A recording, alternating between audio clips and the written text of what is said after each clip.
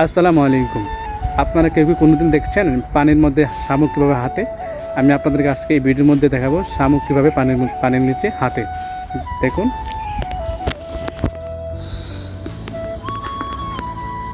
এই যে দেখতে পাচ্ছেন এখানে একটি শামুক, এই যে দেখুন শামুকটি কীভাবে হাঁটতেছে। এর এর পাশে দেখছেন এর পাশাপাশি ছোট ছোট শামুক রয়েছে, কিন্তু এটা বড়।